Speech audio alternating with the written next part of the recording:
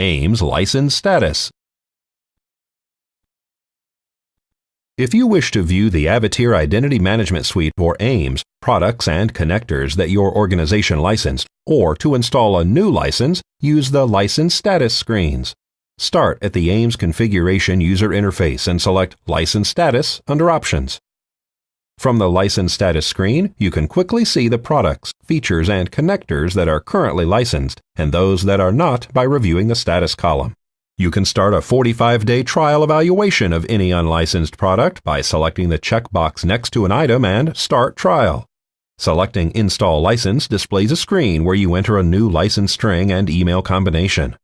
You can also request an offline license file from Avatier Technical Support and import a license file that Avatier Support sends to you after receiving your offline license request. When a new license is applied, you must restart the AIMS web application. To restart AIMS, select Restart on the License Status screen.